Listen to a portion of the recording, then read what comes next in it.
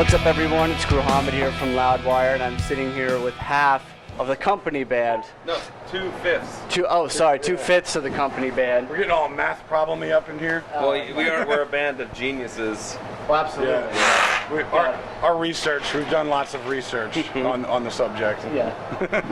We got members of both CKY and Fireball Ministry, which is pretty bitchin' to be in one band. Neil Fallon's probably around here somewhere from Clutch, obviously. We haven't taken him out of the case yet. No. Right. And that's one cool. That's one great thing about your three bands among the other ones that there are members of, is that you're all very groove influenced bands. There's that part to all of your music. Is that something that really brought you guys together to form this project? I think it was just that me and Jim would be the only two dudes at the end of the night after the gig that were like rocking out the ZZ Top. Yeah. Because our bands have toured like, what do we do, like 5 tours together or something? So, yeah. Like-minded individuals. Yeah. So a couple drunken nights that we're like, we need to jam, man. One of these days. Yeah, and then one of those days was what, 2006? Yeah. So, yeah, it happened. Here we are. Awesome. And you guys are about to release Pros and Cons, the EP. And you guys have released a single from that already. Yeah. And is that any indication of what we're going to expect from the rest of the EP at all? I think so. I think that it's all pretty, much the same vibe and good time, party rock style music, and we don't deviate too much from what we do because we all really know how to do one thing. If you like beer and classic rock, then it should be right up your alley. Who does that? Come on, who doesn't like that stuff? Yeah, you'd be surprised. Yeah. And I remember you guys, you said that you were going to be releasing an EP last year called Ride the Bull. Is this new EP? It's mythical. Yeah. Ride the Bull may happen. You just gotta, you know what I mean? Some questions can't be answered. You know what? I think that was like our working title or something, and I just let it slip to the wrong dude who let it slip to the wrong dude on Wikipedia, I guess. So you should always believe everything you read on Wikipedia. Mm-hmm. It's the most accurate source for all the kids. Yeah, I was born in Westchester, apparently. Untrue. But according to Wikipedia, and there's like 5 different things on there that are totally 100% wrong about me. Like anything in particular? Just like random stuff that's just like, where the hell did they get that? You know? I don't know where they cooked it up. Jess's actual name is Ahmed. It's true. Ahmed. But that's not on Wikipedia. Ahmed Margera. Actually, if you want to know the truth, my last name is really Margera, and there's a whole Margera family in Italy right now. But the guy at Ellis Island fucked up the O's and made them look like A's, so it just stuck. That's how it happened. Yeah. All right. Well. He's Jim Rota. Yeah. Jim Rota. Mine the opposite problem. I don't know what that means. Yeah. So, for you guys, when it comes to this band, are there any particular influences that you take for the company band that you don't necessarily use in your other projects? I don't think so. I think that it's kind of like our extended poker club game, like that's what it feels like. Because I think that, for me, it's like there's all this other, pressure and BS that comes along with being in the band and putting things out in a timely fashion and, like getting on schedule and making sure the kids don't forget you and all that stuff. And with this, it's just like we get together and write songs and record them. So there's no like pressure. So it feels a lot. It's kind of the band that it's like, like if you like it, great. If you don't like it, great. I don't care because we're doing this for like us. Yeah. So fuck you. Yeah, exactly. Like when it all comes together, you're just like, it's just something for you to enjoy as opposed to like be worried about, all the bullshit. My other band, I care if people like it or not, and I'm hurt if they don't. And in this, it's like, nah, fuck you. I did this because I want to hear this. If you don't like this, you're an idiot. That's a good balance to have.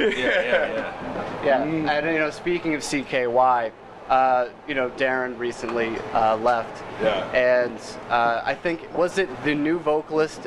Did he actually debut when you guys were in Australia, or did you play with him before? Yeah, I played on that guy Daniel Davies' solo album, and then it was basically just like he called me, and he's like, "What are you up to?" I said, "Well, I'm about to cancel the Australian Soundwave tour because my singer quit, and he's doing horror movies now." And so he was like, "How long do you have to play for?" I was like, 30 minutes. He's like, "I'll do it." I was like, "All right, cool."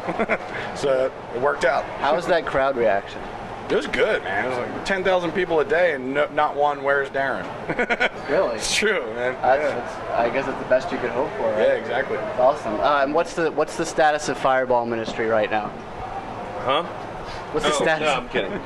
No, we're just writing songs, and I'm working on a movie that's pretty time intensive, and so we're taking a little break from that. He's working on a really fucking amazing movie, and I'm probably not allowed to talk about it, but I just want to say it's amazing. It's a documentary about the studio out in LA that Nirvana recorded Nevermind. You're on the Sound City? Sound City. That's the Sound City documentary. Yeah. Oh, awesome. Producing that with my buddy John Rand. He just came from Hawaii right before this because he was filming some stuff for that. Yep. Yeah. Well, yeah, that's a lot of people have been talking about that. I think the guy that's Dave directing Grohl, he sold a few records, so. I saw like bits and pieces of it just on his laptop, and it's really amazing. I can't wait till it's out. And then after that, we'll write some more songs and record them, and then put them out, and then try to tour, but be too tired.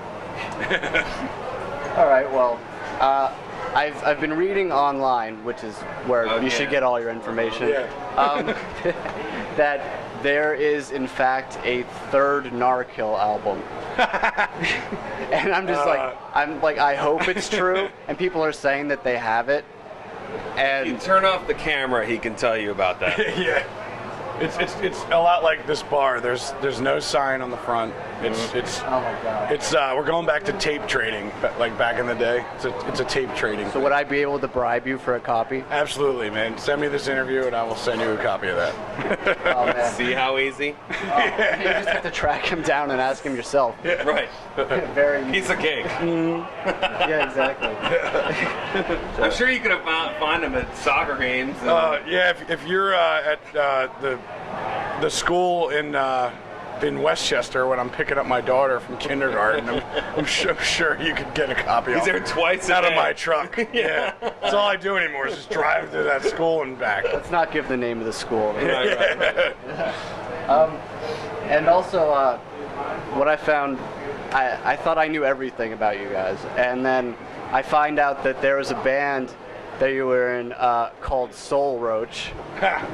And for those of you who don't know, would you like to tell them what Soul Roach was all about? That was my high school band with my brother and Ryan Dunn, and I guess no one knew about that until that Ryan Dunn MTV thing came out. And I recently had some dude from Norway offer me $10,000 for the demo tape. Sounds good. Yeah, I was just like, A, I would never sell anything like that to you. B, it's terrible. C, how about 20,000? Yeah. Well, it was pretty crazy to get that offer, but I was like, I could never sell anything like that. You know? All right, well, and last question. Obviously, so many people know you from CKY videos, Jackass, Viva La Bam, all that stuff. I want to know what is the one thing that you look back on the most fondly when it comes to all of that stuff? Yeah, going to Iceland with Bam and Ryan Dunn and climbing a mountain, that was really cool.